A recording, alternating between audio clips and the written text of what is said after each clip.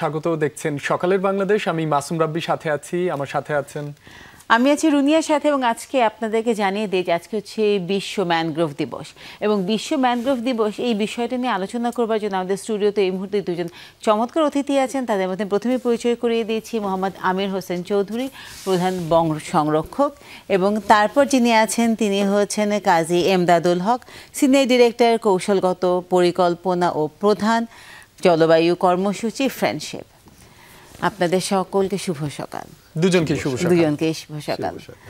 তো আজকে আমরা আসলে দেখছিলাম যে আজকে হচ্ছে বিশ্ব ম্যানগ্রোভ দিবস। তো এই দিবসটাতে সকালে আমরা একটা রিপোর্ট দেখাচ্ছিলাম, তো সেখানে আসলে অনেক ধরনের চ্যালেঞ্জেস আছে, অনেক ধরনের অপরচুনিটিস আছে। বাংলাদেশকে নিয়ে যখনই আমরা কথা বলি তখন সুন্দরবন এবং সুন্দরবনকে নিয়ে কথা বললেই কিন্তু ম্যানগ্রোভ দিবসটা আসলে চলে আসে, মানে ম্যানগ্রোভটা চলে আসে। আমাদের বনগুলো আসলে কেমন আছে? জি, আপনাকে অশেষ ধন্যবাদ। আজকে বিশ্ব ম্যানগ্রোভ দিবস আমরা বলছি, এবং এই দিবসটি শুধু বাংলাদেশে নয়, যেহেতু বিশ্ব ম্যানগ্রোভ দিবস সারা বিশ্বে এটি পালন হচ্ছে। আপনি যে কথাটি বলছিলেন যে বাংলাদেশের সুন্দরবন, বাংলাদেশ এবং সুন্দরবনকে কিন্তু আপনি কোনোভাবেই আলাদা করতে পারবেন না। কোস্টাল, ঝড় ঝঞ্ঝা, জলোচ্ছ্বাস, জলবায়ু পরিবর্তন, এই সকল বিষয়গুলো নিয়ে বাংলাদেশের যে চ্যালেঞ্জগুলো আছে সেইটির ক্ষেত্রে কিন্তু সুন্দরবন একটি অগ্রগণ্য ভূমিকা পালন করছে। আমরা জানি যে এই সুন্দরবনটি আমাদের দেশ এবং আমাদের পার্শ্ববর্তী দেশ দুই জায়গায়ই আছে, এবং বিশ্বের মধ্যে যদি একক বৃহত্তম ম্যানগ্রোভ বন বলে থাকি তাহলে এটি হচ্ছে সুন্দরবন। সুতরাং আমাদের 3 জেলায়, যেটি খুলনা, সাতক্ষীরা, বাগেরহাট, এই 3টি জেলায় ম্যানগ্রোভ অবস্থিত আছে। সুতরাং এই 3টি জেলার কয়েকটি উপজেলায় যারা সুন্দরবনের পাশে বাস করছে তাদের জীবন জীবিকা, তারপরে তাদের জলবায়ুজনিত নিরাপত্তা, সমস্ত কিছুই কিন্তু সুন্দরবনের উপরে নির্ভর করছে। সেই হিসাবে যদি বলেন যে আজকের এই দিবসটিতে সুন্দরবনের গুরুত্বটি বাংলাদেশের জন্য একটি অপরিসীম একটি গুরুত্ব। সাধারণ মানুষকে সচেতন করে তোলা, যারা পলিসি মেকিংয়ে আছে তাদেরকে এই বিষয়টি নিয়ে বলা, এবং যারা ওখানে কাজ করছে তাদেরকেও এই বিষয়টি নিয়ে বলা যে সুন্দরবন বাংলাদেশের জন্য, ওই অঞ্চলের মানুষের জন্য কতটি গুরুত্বপূর্ণ। সেই হিসাবে কিন্তু বাংলাদেশ এবং সুন্দরবন একেবারে অঙ্গাঙ্গিভাবে জড়িত। তো আজকে আসলে নিশ্চয়ই অনেকগুলো আপনাদের আয়োজন আছে। কি কি আয়োজন থাকছে? আজকের প্রোগ্রামটা কি থাকছে? আজকে সারাটা দিন আসলে কিভাবে সাজানো হয়েছে? জি, আপনি জানেন যে ম্যানগ্রোভ যদি আমরা বলি তাহলে ম্যানগ্রোভ যেমন আমাদের প্রাকৃতিক ম্যানগ্রোভ যেমন আছে, এবং সেই সাথে সাথে কিন্তু লাগানো অর্থাৎ আর্টিফিশিয়াল ম্যানগ্রোভ আছে। আর্টিফিশিয়াল মানে কিন্তু আমি এটি বলছি না যে আর্টিফিশিয়াল গাছ লাগিয়ে দেওয়া হচ্ছে, মানে ম্যানগ্রোভ বন তৈরি করা হচ্ছে গাছ লাগিয়ে। সেটি আমাদের প্রাকৃতিক বন যেমন খুলনা, সাতক্ষীরা, বাগেরহাটে আছে, ঠিক অন্যান্য কোস্টাল জেলা যেগুলো আছে, পটুয়াখালী, ভোলা, নোয়াখালী, চট্টগ্রাম, কক্সবাজার, বাংলাদেশের যে একটা টোটাল কোস্টাল বেল্ট আছে, এই টোটাল কোস্টাল বেল্টে সুন্দরবনের বাইরেও কিন্তু এই কোস্টাল এলাকাতে আমরা ম্যানগ্রোভ তৈরি করছি। এইগুলো একটি উদ্দেশ্য, শুধুমাত্র ঝড় ঝঞ্ঝা জলোচ্ছ্বাস থেকে কিভাবে আমাদের মানুষকে, উপকূলবর্তী মানুষকে কীভাবে রক্ষা করা যায়, সেই জন্য কিন্তু একটি গ্রিন বেল্ট তৈরি করার পরিকল্পনা আছে সরকারের, এবং সেটি আমরা বাস্তবায়নও করছি। আর আজকের দিনটি কিভাবে উদযাপিত হচ্ছে, কিভাবে করা হচ্ছে, এই কোস্টাল অঞ্চলে যেই আমাদের যেই কমিউনিটিগুলো আছে সেই কমিউনিটির সাথে বাংলাদেশ ফরেস্ট ডিপার্টমেন্টের অনেকগুলো কার্যক্রম আছে। সেখানে আমরা সাধারণ মানুষকে আমাদের ব্যবস্থাপনার মধ্যে সংযুক্ত করে নিয়েছি, অনেকগুলো এনজিওদেরকে আমাদের কাজের সাথে সংযুক্ত করেছি, জিও এনজিওর একটি পার্টনারশিপ আছে। সেইগুলোই আজকে আমাদের উপকূলবর্তী যারা নির্ভরশীল জনগোষ্ঠী আছে তাদেরকে কিভাবে আরও সচেতন করে তোলা যায়, তারা কিভাবে আমাদের সাথে ম্যানগ্রোভকে প্রোটেক্ট করতে পারে তাদের নিজেদের স্বার্থে, সেই জিনিসগুলো বোঝানোর জন্য আজকে উপকূলীয় ওই অঞ্চলে আমাদের প্রোগ্রামগুলো আছে। একটি বিষয় জানতে চাই আপনার কাছে, আপনি বলছিলেন উপকূলীয় অঞ্চলের কথা। উপকূলীয় অঞ্চলে যে বাঁধ ভাঙন সেটি আমাদের দেশে চিরচেনা একটি বাস্তবতা। এ থেকে পরিত্রাণে বা এটি হ্রাস করতে ম্যানগ্রোভ বনের ভূমিকা ঠিক কতটা, আর সমুদ্রপৃষ্ঠ উচ্চতার ক্ষতিও কি ঠেকানো সম্ভব কিনা যদি ম্যানগ্রোভ বন আরো বাড়ানো যায় আর কি? জি, অবশ্যই আপনি অত্যন্ত সুন্দর একটি প্রশ্ন রেখেছেন। সেটি হচ্ছে বাঁধ, বাংলাদেশ জানেন যে উপকূলীয় অঞ্চল বাংলাদেশে প্রচুর পরিমাণে আছে, অন্ততপক্ষে 19টি উপকূলীয় জেলা বাংলাদেশে আছে, যে উপকূলীয় জেলা সমুদ্রের সাথে সংযুক্ত আছে। সুতরাং সমুদ্রের পানিটা যাতে আমাদের লোকালয়ে ঢুকে না পড়ে, লোকালয়ে ঢুকে আমাদের কৃষিকাজকে ব্যাহত করতে না পারে, সেই জন্য কিন্তু আজ থেকে 50-60 বছর আগে এই উপকূলীয় অঞ্চলে একটি বাঁধ তৈরি করা হয়েছিল মানুষকে প্রোটেকশন দেওয়ার জন্য। কিন্তু বাঁধেরও তো প্রোটেকশনের প্রয়োজন আছে, সেই বাঁধের প্রোটেকশনের জন্য কিন্তু গাছ একটি খুব ভালো ভূমিকা পালন করে। আপনি বাঁধের যদি দুইটা দিক দেখেন, বাঁধের একটি সাইড হচ্ছে গ্রামের দিক আর একটি সাইড হচ্ছে সমুদ্রের দিক। যেখানে সমুদ্রের দিকে বাঁধটি পড়েছে ওখানে কিন্তু সমুদ্রের পানি আসে, অর্থাৎ লবণ পানি ওখানে আসে। সুতরাং লবণ পানি, জোয়ার ভাটা যেখানে আসে সেই জায়গার জন্য কিন্তু ম্যানগ্রোভ প্লান্টেশনটি হচ্ছে একটি আদর্শ জায়গা আমি বলবো। সুতরাং যেই পাশটি সমুদ্রের পাশে পড়েছে ওই পাশটি আমি ম্যানগ্রোভ বন সৃজন করছি আমরা, আর যেই পাশটি বাঁধের যে পাশটি গ্রামের সাইডে পড়েছে এই সাইডে আমরা এই পাশটা আমরা সাধারণ প্রজাতির যে গাছগুলো আছে যেগুলো গ্রামে হয় সেইগুলো দিয়ে আমরা প্ল্যান্টেশন করছি। এইটা দিয়ে যেটি হয় কি, দুই পাশে একটা প্রোটেকশন থাকলে সেটি গাছের শিকড় সহ বাতকে কম্প্যাক্ট করে, বাতকে ধরে রাখে, মাটি সয়েল ইরোশন যেটি সেটিকে রোধ করে। সুতরাং এইটি বাঁধের নিজস্ব প্রোটেকশনের জন্য এই ধরনের বনায়ন কার্যক্রমটি এবং ম্যানগ্রোভ তৈরি করাটি অত্যন্ত গুরুত্বপূর্ণ কাজ এবং সেটি বাংলাদেশ বন বিভাগ করে যাচ্ছে। আমি আসলে এখন এমদাদ ভাইয়ের কাছে চলে যেতে চাই যে আসলে একটা সময় আমরা মনে করতাম যে বন নিয়ে যখন আমরা কথা বলি সেটা শুধুমাত্রই সরকারি বিষয়, কিন্তু এখন কিন্তু প্রচুর সরকারি বেসরকারি প্রতিষ্ঠান পাশাপাশি কিন্তু কাজ করছে। একজন মানে বেসরকারি প্রতিষ্ঠান থেকে যখন আপনি আসছেন, সরকারের কাছে আসলে আপনাদের প্রত্যাশা কি? একদম আমি সরাসরি চলে যাচ্ছি যে আসলে প্রত্যাশা থেকে সরকার আসলে আমাদেরকে কিভাবে আমাদের কাজগুলোকে সহজ করতে পারে? সরকার বা বেসরকারি যাই বলেন, সবাই মিলে আমরা চাচ্ছি আমাদের দেশটা ভালো থাকুক, মানুষরা ভালো থাকুক। ভালো থাকতে হলে কিন্তু বিক্ষিপ্তভাবে কাজ করে ভালো থাকানো যায় না।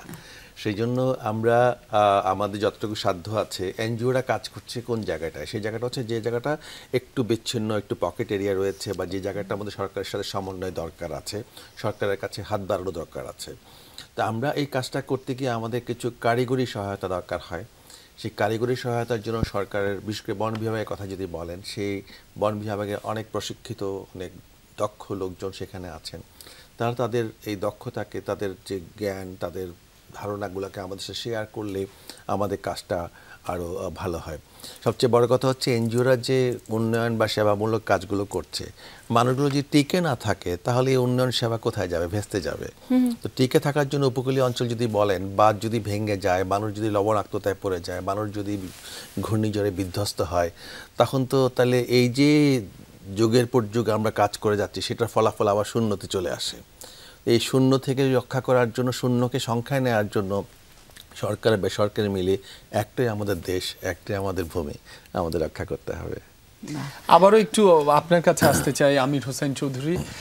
একটি বিষয় উনি বলছিলেন যে বেসরকারি উদ্যোগ তো প্রয়োজন রয়েছে সরকারের পাশাপাশি, সরকারি বেসরকারি উদ্যোগের পাশে সেখানকার যেই জায়গায় বনগুলো গড়ে তুলছেন বা প্রচেষ্টা চালাচ্ছেন সেই জায়গায় জনসাধারণের সচেতনতার জন্য কি কি উদ্যোগ নিচ্ছেন বা তাদের সাড়া কেমনটা পাচ্ছেন? এই তরুণরা আসলে কি এগিয়ে আসছে সাহায্য করবার জন্য? জি ধন্যবাদ। আপনার আগের সময় আমি একটা জিনিস এখনো বলতে পারিনি, আমি সেটি দিয়ে শুরু করি। সেটি হচ্ছে, আপনি বলছিলেন যে জলবায়ু পরিবর্তন বা সমুদ্র পৃষ্ঠের উচ্চতার সাথে ম্যানগ্রোভের কি রিলেশনটি আছে।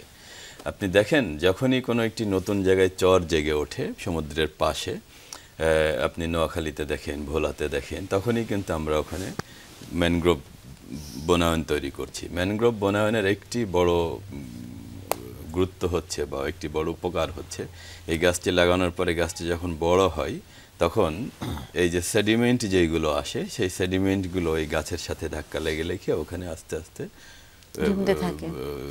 সেডিমেন্ট ডিপোজিট হয়।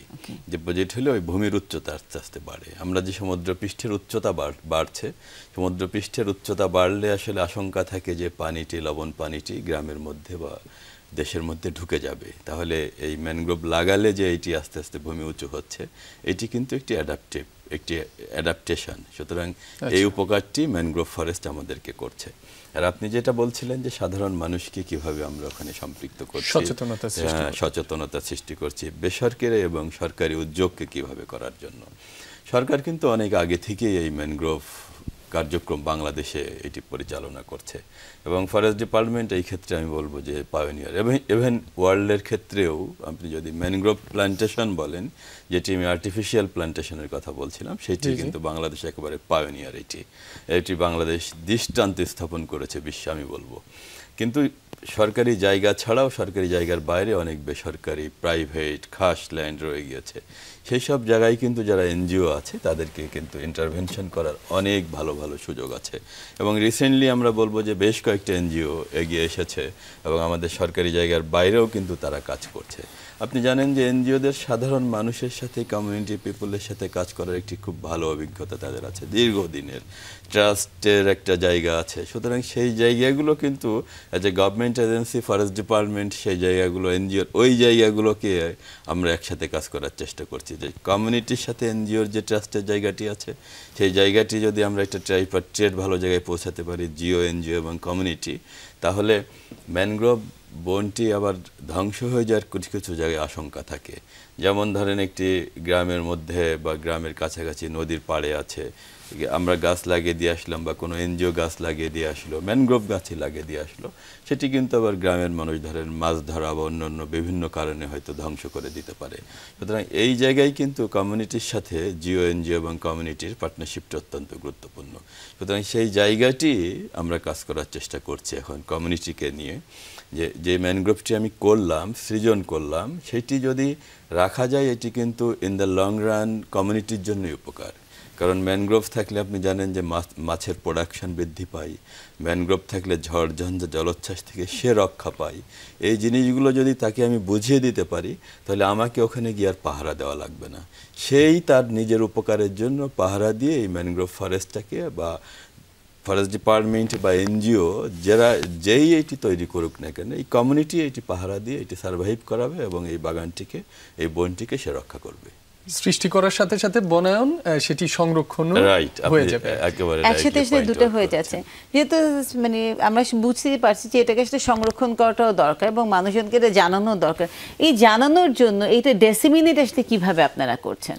আসলে জানানোর আগে আমরা শুরুটা করার আগেই মানুষের সাথে কথা বলি। আমরা জানি উপকূলীয় অঞ্চলে এই গত কয়েক দশক ধরে যে আমরা বিধ্বস্ত ঘূর্ণিঝড় বা যা কিছু দেখছি, জলোচ্ছ্বাস এবং মানুষের ক্ষতি, মানুষ আশাহত হয়ে গেছে। সেই আশাটাকে জাগিয়ে তোলার জন্য আমরা মানুষকে নিয়ে আগে বসছি যে সমাধানটা কী। মানুষ নিশ্চয়ই তারা যেহেতু উপকূলীয় অঞ্চলে বসবাস করে, তার ভেতরে লুকোনোভাবে সেই সত্যটা আছে যে বন, ম্যানগ্রোভস আমাদের চিরচেনা সুরক্ষা। এই চিরচেনা সুরক্ষাকে আবার জাগিয়ে তোলাটা যে সম্ভব, সেই জায়গাটা থেকে তারা একটু পিছিয়ে ছিল। আমরা সময় দিয়েছি আগে এই পুরনো যে ইচ্ছেটা, যে পুরনো যে আমাদের প্রকৃতি আর মানুষের বসবাসটাকে জাগিয়ে তোলার জন্য, তখন তারা একত্র হয়েছে এবং তাদেরকে নিয়ে আমরা তখন ল্যান্ড ইউজ ম্যাপিং করেছি যে বলেন কোথায় কোথায় আমরা শুরু করতে পারি এবং তাতে কী কী বাধা আছে, কী কী সমস্যা আছে। ওদের মাছ ধরতে যাওয়ার জন্য জায়গা রেখে দিতে হবে, সেই জায়গাটা আমরা রেখে দিয়েছি। ওদের ছাগলের জন্য ঘাস লাগবে, কিন্তু সেই ঘাসটা যদি খেয়ে ফেলে তখন চারাও তো খেয়ে ফেলছে, আমাদের ফেন্সিং দিতে হবে। বাট সেখানে সমঝোতা হলো যে বিকেলবেলায় এসে ঘাস কেটে নিয়ে যাবে এবং তাতে ছাগলও বাঁচবে, ম্যানগ্রোভও বাঁচবে এইভাবে। এবং তারাই আবার ঠিক করেছে প্রতি হেক্টরের জন্য একটা কমিউনিটি দায়িত্ব নিয়েছে এবং কমিউনিটি থেকে কাউকে দায়িত্ব দিয়েছে যিনি কেয়ারটেকার রোল প্লে করবে, তাকে আমরা প্রশিক্ষিত করেছি।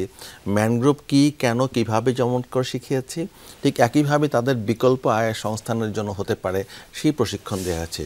সর্বোপরি যে কথাটা খুব গুরুত্বপূর্ণ, আমরা বলি ক্যাশ ফর সিড। নদী দিয়ে যখন বীজগুলো ভেসে যাচ্ছে, সেগুলো এনে কি করে চারা বানানো যায়, এই প্রশিক্ষণটা আমাদের নারীদেরকে দেওয়া হয়েছে এবং তারা খুব মহা আনন্দে উৎসবের মতো করে সেই কাজটা করছে। খুব সুন্দর একটা কথা বলেন, ক্যাশ ফর সিড। এবং এই যে ক্যাশ ফর সিড যে প্রজেক্ট আছে, এবং আমরা জানি যে আসলে এই মানে সুন্দরবনকে ঘিরে যারা আছেন তারা পুরোপুরি কিন্তু সুন্দরবনের উপরই ডিপেন্ডেন্ট, তো তাদেরকে কিন্তু যেতেই হয়। এবং আজকে সকালে আমরা প্রতিবেদনে দেখছিলাম 3 মাসে যে নিষেধাজ্ঞা দেওয়া হয়েছে তাতে তাদের আসলে কর্মসংস্থান হচ্ছে না, কিন্তু তাদের আসলে কোনো মানে খাদ্য সংরক্ষণ আসলে করা হয়নি। এই ধরনের বিষয়গুলো যখন হয় তখন আসলে সরকার মানে কিভাবে আসলে কাজ করে? আমি একটু ছোট করে আরেকটু জিজ্ঞাসা আছে, সেটি হচ্ছে যে বরাবরই হচ্ছে সরকার কিছু উদ্যোগ নেয়, সেটি একেবারে আপামর জনগোষ্ঠীর কাছে পৌঁছানো যাচ্ছে কি না সেটিও নিশ্চিত করার ক্ষেত্রে কি ধরনের পদক্ষেপ নেওয়া যেতে পারে, যেটা আপনাকে পেয়েছি। যে মানে সুন্দরবন যে ওই কমিউনিটির জন্য, এরিয়ার জন্য কি পরিমাণ উপকার এবং কি পরিমাণ জরুরি, সেটাও এলাকার লোকজন বুঝে।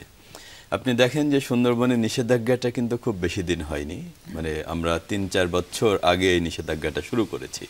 এর একটি কারণ আছে, কারণ প্রত্যেকটি বনের প্রত্যেকটি ইকোসিস্টেমের একটি কিন্তু রেস্টের প্রয়োজন আছে।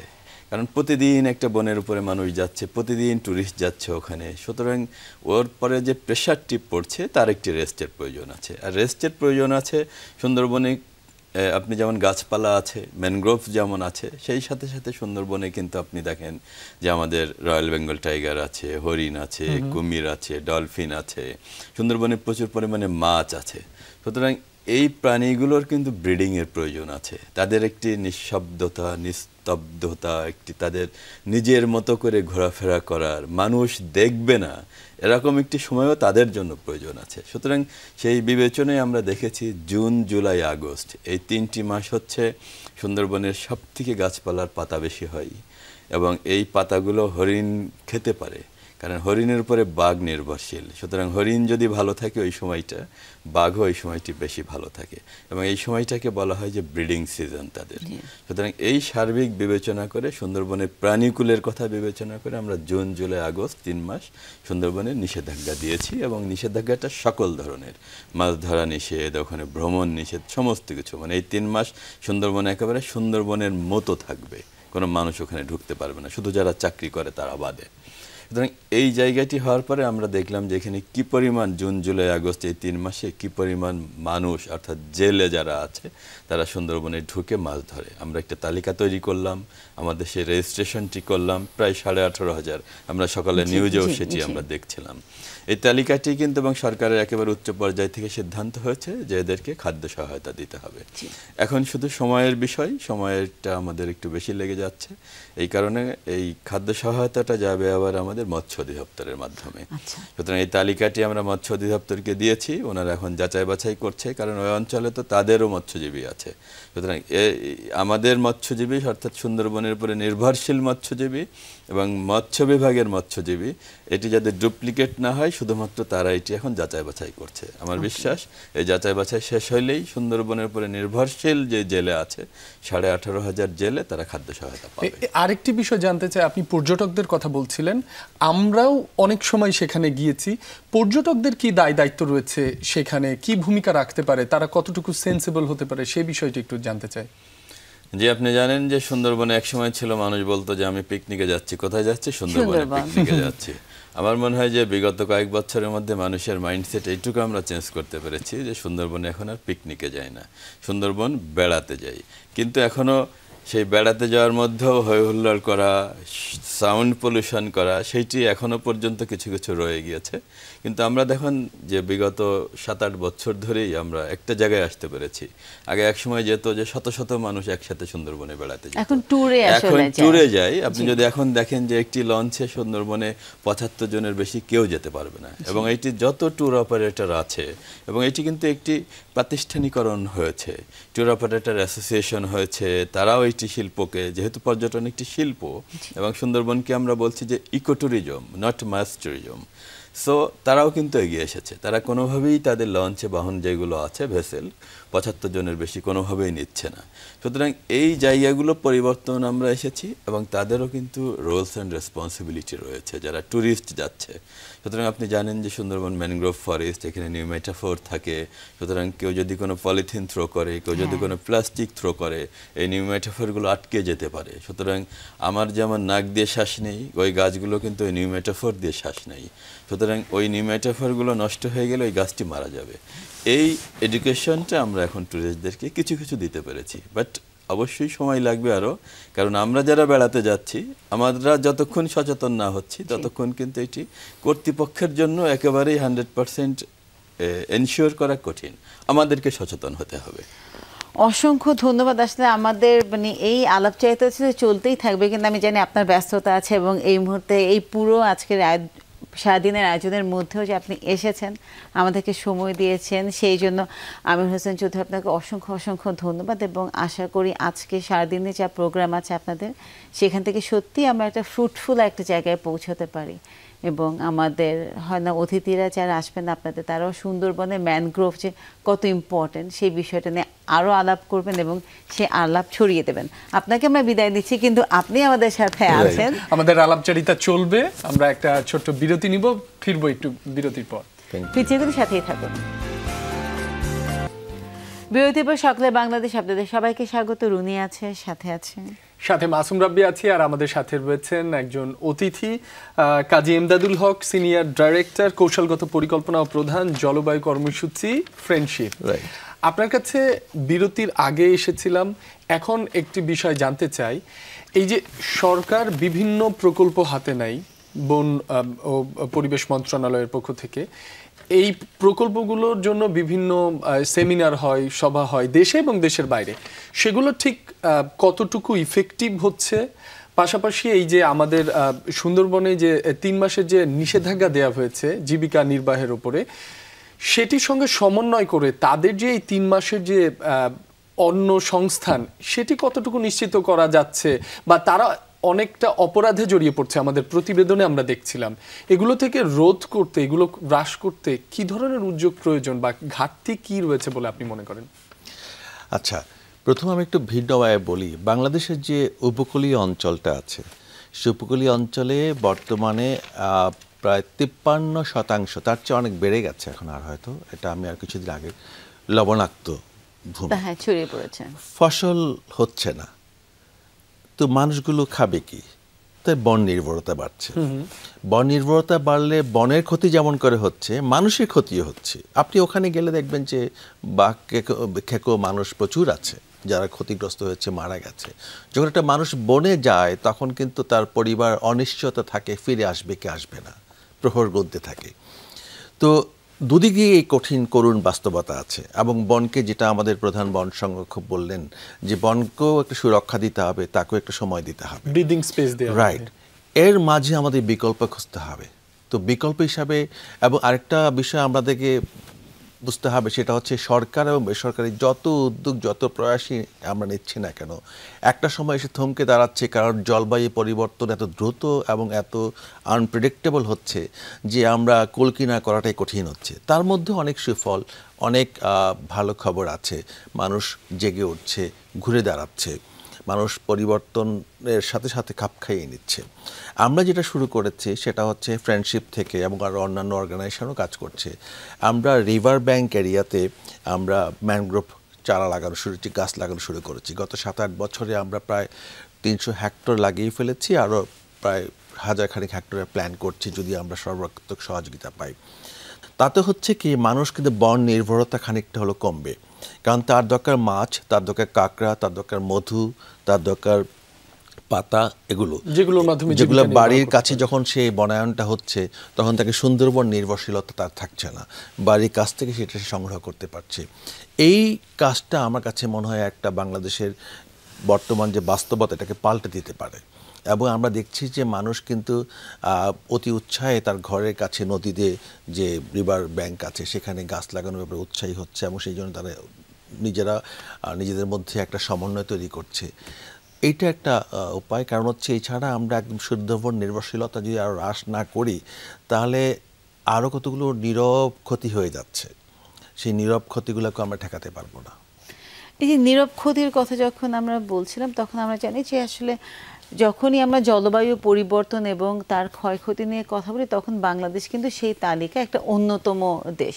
এবং বিভিন্ন ধরনের আন্তর্জাতিক প্রতিষ্ঠান, আন্তর্জাতিক অর্গানাইজেশন, তারা বিভিন্ন ধরনের সেমিনার, ডিসকাশন তৈরি আয়োজন করে।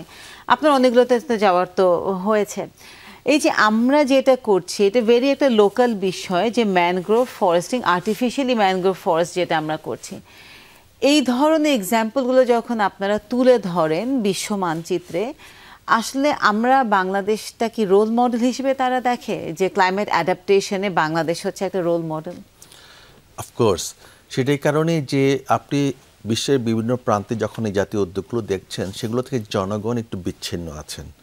আমাদের উপকূলীয় অঞ্চলে জনগণ একদম বনের সাথে অনেকটা লেগে আছেন, মানে ওরা পাশাপাশি থাকছেন, সহাবস্থান যাকে বলে, যার ফলে এই মানুষ, কমিউনিটি আমাদের স্থানীয় সরকার, বন বিভাগ এবং বেসরকারি সংস্থা যারা আছেন তারা সমন্বিতভাবে এই যে আমাদের লাখ লাখ চারা লাগাচ্ছে, গাছ লাগাচ্ছেন, আবার নতুন করে উপকূলীয় অঞ্চলটাকে সুরক্ষিত করছেন, এইটা সারা বিশ্বের জন্য একটা বেশ অনুকরণীয় দৃষ্টান্ত। আপনি যদি দেখেন সেটা হচ্ছে যে এককভাবে আমি গিয়ে গাছ লাগিয়ে চলে আসলাম, কোনোভাবে সেটা সুরক্ষাটা সম্ভব না যদি সাধারণ মানুষের দায়িত্বটা না নেন। এবং সাধারণ মানুষের আরো কঠিন বাস্তবতা, তার লাকড়ি লাগছে, তার ছাগল হচ্ছে তার এফডিআর এর মতো, ফিক্সড ডিপোজিটের মতো পাতা লাগছে তার। এখন সে তো পাতা ঘাস ছাগলকে নিয়ে সারাক্ষণ থাকলে আবার তার রান্না হবে না, সুতরাং ছাগলকে ছেড়ে দিতে হচ্ছে। তো সেক্ষেত্রে দৃশ্যত মনে হচ্ছে যে আমরা একটা বাধা তৈরি করছি, বাট সমন্বয়ের মাধ্যমে বাধাটাকে আমরা একটা সমাধান হিসাবে দেখছি। এবং আমার কাছে মনে হয় যে এই রোল মডেলটা বিভিন্ন দেশে আমাদের কাছ থেকে, এখন কিছুদিন আগে আমি কলম্বিয়া থেকে আসলাম, ওই দিক থেকেও আমাকে বিভিন্ন জন এখন জানতে চাচ্ছে, আমি বিভিন্ন জায়গায় কথা বলছি যে কিভাবে আমরা এই মডেলটাকে নিতে পারি, কি করে তোমরা মানুষকে কনভিন্স করছো। আমরা প্রথমে বলি যে আসলে গিয়ে প্রজেক্টটা শুরু করে দেওয়ার, গিয়ে কাজটা শুরু করে দেওয়ার আগে মানুষের যে তাদের যে মেধা বনন আছে, তাদের দীর্ঘদিনের অভিজ্ঞতা আছে, সেটা যদি মূল্যায়ন করি তখন তারা এগিয়ে আসে। আমরা কাগজে বলি আপনি আঁকেন কোথায় কি করতে হবে, মানে কমিউনিটি মাইন্ড ম্যাপিং যেটা হয়, ওনারা আঁকছেন যেখানে হবে এখানে হবে না, কারণ তার বাড়ির কাছে নৌকাটা থাকতে হবে। আমার যেমন গ্যারেজে গাড়ি থাকতে হয়, ওর বাড়ির কাছে নৌকা থাকতে হবে। এখানে যদি আপনি বনায়ন করে ফেলেন যে নৌকাটা রাখবে কোথায়, তাহলে এই জায়গাটা ফাঁকা রাখতে হবে। যদি না করেন আপনি, তাহলে আপনার গাছ ধ্বংস হবে। এই শেখাগুলো আমরা শিখেছি মানুষের কাছ থেকে। তারপরে সবচেয়ে বড় কথা হচ্ছে যে মানুষের মনে করছে আমার গ্রামটা সুরক্ষা হবে যদি এখানে বনটা থাকে। এই উপলব্ধি যখন তারা দেখছে, গত আমফানে যে জায়গাগুলো নাকনা প্রতাপনগরের বিধ্বস্ত হয়ে গিয়েছিল, বাট তারপরে আমরা যখন গাছ লাগালাম, সেখানে যখন নতুন করে আবার ঝড় হলো আর অনেকগুলো, সেগুলো কোনো কিছু হয় না, তাদেরকে রক্ষা দিয়েছে। তখন তারা আবার ঘুরে দাঁড়িয়েছে এবং এটা গ্রাম কি গ্রাম ছড়িয়েছে যে আবার ফিরে আসো ম্যানগ্রোভে, আবার ফিরে আসো প্রকৃতিতে। তারা স্বচক্ষুই দেখতে পাচ্ছে, এগুলো সুফল পাচ্ছে, সে কারণে তারাও উদ্বুদ্ধ হচ্ছে। এই আলাপচারিতা আমাদের চলবে, তবে একটি বিরতি নিতে হচ্ছে। দর্শক একটি বিরতি নিচ্ছি, ফিরছি এক্ষুনি। বিরতির পর আবারও ফিরলাম, দেখছেন সকালের বাংলাদেশ। আমি মাসুম রাব্বি, সাথে আছি রুনি, এবং আমাদের সাথে আছেন কাজী এমদাদুল হক, কৌশলগত পরিকল্পনা ও প্রধান, জলবায়ু কর্মসূচি, ফ্রেন্ডশিপ। আজকে যে থিম, সেটাতে কিন্তু আমরা জানি যে ওয়েটল্যান্ড প্রোটেকশন তারা বলছেন।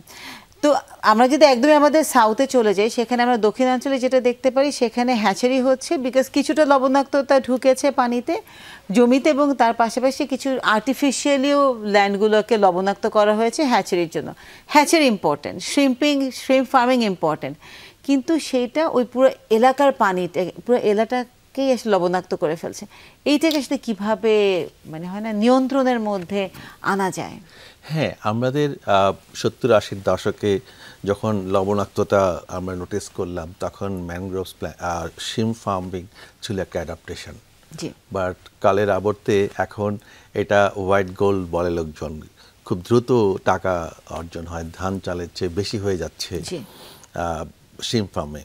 কিন্তু এটার কারণে হচ্ছে কি, আমাদের এলাকা জুড়ে একরের পর একর জুড়ে সবাই নতুন করে পানিকে নিয়ে আসছে, লবণাক্ত পানিকে ইন্ট্রুশন করাচ্ছে, এবং এটা যে কি ভয়ানক ক্ষতি হচ্ছে, এবং নগদ টাকা পাচ্ছে কিন্তু প্রকৃতি বিপন্ন হচ্ছে, আমাদের ফ্লোরা ফনা চলে যাচ্ছে, আমাদের বায়োডাইভার্সিটির একদম ফিমেল হেলথ, হ্যাঁ, কঠিন অবস্থা হচ্ছে। ফিমেল হেলথের কথা যদি বললাম, আমি আসছি সেই জায়গাটার মধ্যে, কিন্তু একটা স্টাডি বলছে 45% ওয়েটল্যান্ড লস্ট যেখানে শ্রিম্প ফার্মের কাছে। আমরা যদি এগুলোকে ফিরিয়ে আনতে পারতাম, এবং আমরা জানি যারা চিংড়ি চাষ করছেন তাদেরও কিন্তু ইনভেস্টমেন্ট হয়ে গেছে, তারা ইনভেস্টমেন্ট কন্টিনিউ করছে। এই হস্তান্তরটা, এই ইনভেস্টমেন্ট থেকে শিফট করার জন্য সরকার এবং বেসরকারি উদ্যোগটাকে এখন আরও বেশি গুরুত্ব দিতে হবে। এবং সেই জায়গাটার মধ্যে এখন অনেক এলাকায় আমরা দেখেছি নারীরা এগিয়ে আসছেন, গ্রামবাসী এগিয়ে আসছেন যে না, আমরা চিংড়ি চাষ করতে এখানে দেব না। কারণ আমাদের যেখানে আমাদের হচ্ছে, বড়ায়নটা হচ্ছে নদীর পাড়ে, তারা বলছে তারা এখন দেখছে যে মাছ বেড়ে যাচ্ছে, কাঁকড়া বেড়ে যাচ্ছে, তারা দেখছে যে বিভিন্ন পোকামাকড় আসছে, তাদের কাছে এখন একটা স্বস্তির পরিবেশ বিরাজ করছে। তারা বলছে যে এইটা ধরে রাখতে হবে। আমাদের প্রকৃতির তো বিসর্জন ঘটছে, কিন্তু আমরা কেন জানি না। সেটা হচ্ছে এই যে ম্যানগ্রোভের জন্য বছরে যে দুর্যোগ সংক্রান্ত যে আমাদের ক্ষতি বাঁচে সেটা প্রায় $10 বিলিয়ন মতো, হিউজ। এবং আমাদের কৃষির যে সুরক্ষা হয় সেটা প্রায় 18 বিলিয়নের মতো। আমরা সেই জায়গাগুলো যদি না খেয়াল করি, এই কিছুদিন আগে স্টেট অফ দ্য ওয়ার্ল্ডস ম্যানগ্রোভে বলছে যে 40% কোনো কোনো দেশে 40% ম্যানগ্রোভ ডিসঅ্যাপিয়ার হয়ে গেছে। বাংলাদেশেও কিন্তু হচ্ছে। আমরা চকরিয়ার কথা যদি ভাবি, আমরা 80-এর দশকে এবং তারপরেও 10 থেকে 20 হাজার হেক্টর চিংড়ি চাষে চলে গেছে। এখানে এত সূক্ষ্মভাবে এটা হচ্ছে এবং আমাদের অজানা রয়ে গেছে, যেহেতু আমরা খুব তাকাই না ওই দিকটায়, সেই জন্য কিন্তু আমরা লক্ষ্য করছি না। সেখানেও কিন্তু বিলীন হচ্ছে ম্যানগ্রোভস। এই বিলীন হওয়াটাকে আমরা আর অ্যালাউ করতে পারি না, কারণ এটা ম্যানগ্রোভকে আমি বলি ম্যাজিক্যাল ট্রি। এটা আমাদের প্রকৃতি প্রদত্ত এত সুন্দর একটা সুযোগকে আমরা হাতছাড়া করতে পারি না। কারণ এটার সাথে আসলে অনেক কিছু তো যুক্ত। আপনি আসলে ফিমেল হেলথ নিয়ে যদি আমরা কথা বলি, যে যেই পরিমাণ আসলে আমরা মেয়েদের তাদের মানে রিপ্রোডাকশন এবং তার পাশাপাশি বিভিন্ন ধরনের জরায়ু সমস্যা, তাদের স্বাস্থ্যগত ঝুঁকির মধ্যে তারা পড়ছে, সেই সব জায়গায় আসলে আপনারা কতটা কাজ করছেন বা কতটা তাদেরকে এই বিষয়টাতে অ্যাওয়্যার করছেন? প্রথম কথা হচ্ছে আমরা জানি উপকূলাঞ্চলে প্রায় 40 মিলিয়ন লোক থাকে। হার্ডলি 10-12% লোকের একদম সত্যিকার অর্থে বিশুদ্ধ পানি আছে। কেউ কেউ আবার কম বলছে, 3-4% বলছে। বাকিরা হয়তো পুকুরের পানি খাচ্ছে, অথবা এই লবণাক্ত পানিটাই উপায়ন্তরহীন হয়ে খাচ্ছে। মিসক্যারেজ বেড়ে যাচ্ছে, হাইপারটেনশন বেড়ে যাচ্ছে, হার্ট কিডনি ডিজিজ বেড়ে যাচ্ছে।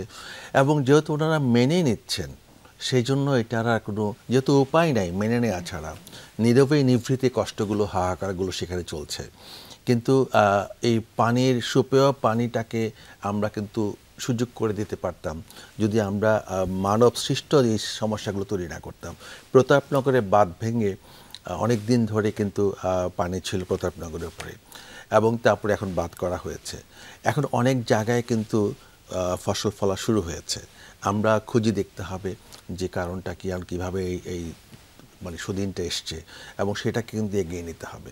সবচেয়ে বড় কথা হচ্ছে যে গুটি কয়েক মানুষ কিন্তু এর সুফলটা পাচ্ছে এখন চিংড়ি চাষ সহ অন্যান্য বিষয়ে। যার জমি সে তার জমিতে কাজ করছে। সেই 70-80 দশকে যেমন আমার জমিতে আমি একটু চিংড়ি চাষ করে টাকা রোজগার করলাম, এখন সেটা হচ্ছে না। ডিফারেন্ট কোম্পানিগুলো গিয়ে বিশাল এলাকা নিয়ে নিচ্ছে, বাণিজ্যিকভাবে শুরু। হ্যাঁ, যার ফলে আমার জমি আমি দিয়ে দিচ্ছি কোম্পানির কাছে, আমি সেখানে কাজ করছি। এই নীরব কষ্ট এবং অনিশ্চয়তা থেকে আমাদেরকে বেরিয়ে আসতে হবে। একটি বিষয় জানতে চাই, আপনি বলছিলেন এই যে বিরূপ প্রভাব পড়ছে, এর ফলে জলবায়ু পরিবর্তনের বিরূপ প্রভাব পুরো বিশ্বজুড়েই চলছে, বাংলাদেশও তার ব্যতিক্রম নয়। ম্যানগ্রোভ এবং জলবায়ু পরিবর্তন এই বিষয়টিকে কিভাবে দেখছেন? আর সরকারি বেসরকারি যে উদ্যোগ রয়েছে সে বিষয়টিও জানতে চাই। সরকারি নীতি প্রণয়ন যে ইস্যুটি রয়েছে, সেখানে আপনাদের বেসরকারি পর্যায় থেকে প্রত্যাশাটা কেমন?